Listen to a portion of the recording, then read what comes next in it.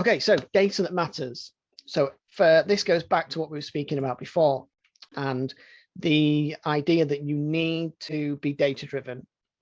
You need to look at the data objectively without emotion and think, right, what is actually happening? Because here's the thing, right? If you were stood in a bricks and mortar store and you were seeing people, let's say you're looking at bounce rate on your website, right? So you're seeing people and they just come in the door and they immediately turn and they go back out. That would concern you greatly. We can see the same metrics and we need to think about it in the same way. And we need to think, why do they do that? What's causing them to do that? It relates to every stage of that funnel flow. The data relates to each stage. We gradually break it down so that we're understanding what is happening to you know. And this is the thing, right? It's data, and I'm saying you should take yourself away from it, you know, view it objectively, take the emotions out of it. But as much as it's data, you have to remember these are actually people.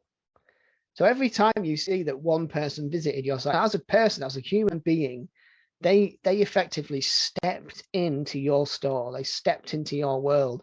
They took interest. So you have to view it that way, and you have to think, what are they doing? What am I doing from the perspective of my store to change their behavior, to change that behavior, and to improve that? So the big picture, though, is that you can get lost in data. We wanted to simplify it and drill it down into the main metrics that you should care about and work on. And there's not a huge amount of them.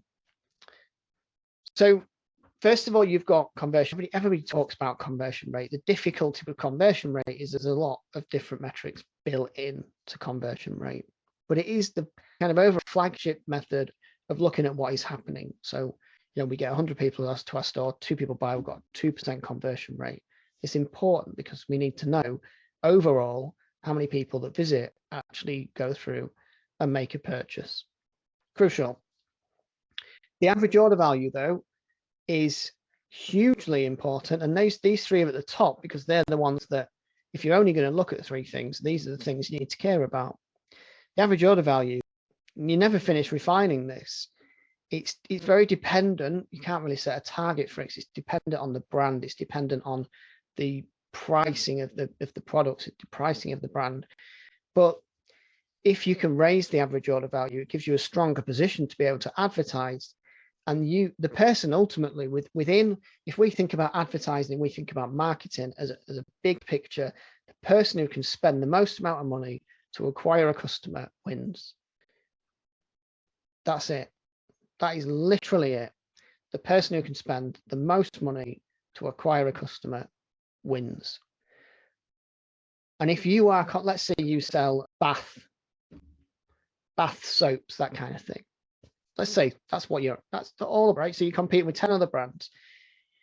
They're all going to be bidding for advertising space. If you're able to get your average order value up higher than every other brand, you could liquidate a higher advertising cost of acquisition, which means that you can win in that bidding process. And hidden behind all of the advertising networks is a bidding process for who gets seen the most. So that's why it's important to focus on that. And these marginal gains make a big difference to you, because if you think about the compound gains of increasing your conversion rate slightly, average order value slightly, that's going to then impact your customer lifetime value. And then you increase that. It all has a compound effect on each other. And that's the crucial thing. The customer lifetime value is just super important. And you have to manually look at this. Probably I would suggest over the last 12 months, you just want to look at your total revenue against total number of customers and see how that's changing, and then measure it each month, see what's happening there. And it's going to have seasonal fluctuations as well there, but that's something you want to be taking up, because if you need to be generating probably 30%, you know, as a rough ballpark figure of revenue from existing customers. So if you're not there, that's something to focus on. Next metric is cost per acquisition.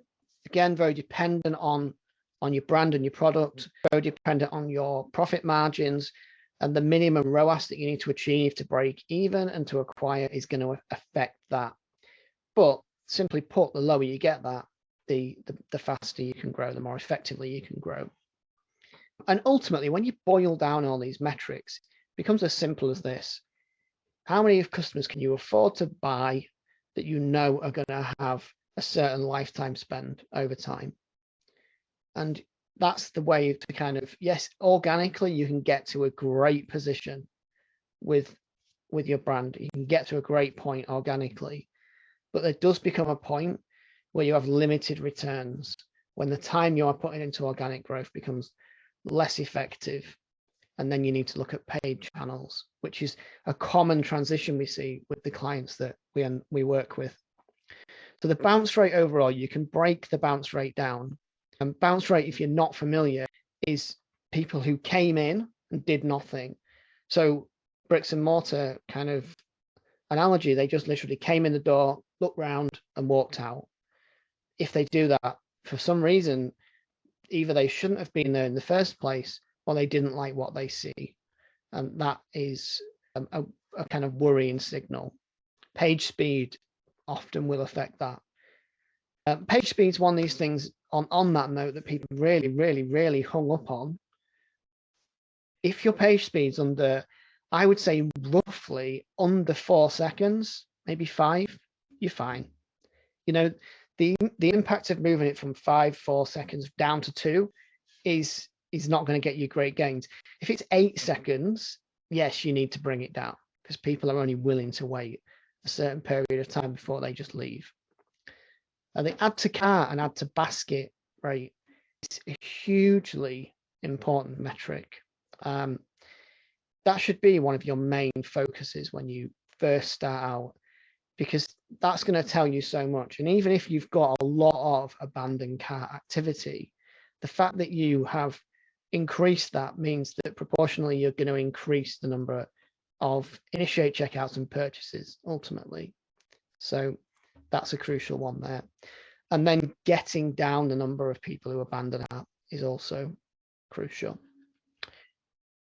Okay, so that is a pretty reduced amount of data that you need and you should track in your e-commerce store. And it's those these are like what we've been through today is the high level activity. So we've looked at frameworks, we've looked, and hopefully it's been useful in the sense that if you feel like you're in the business, working in it, you're doing things, you've never taken that moment to look, to step back, to think what is actually happening in, objectively, just looking at it from a sky high perspective,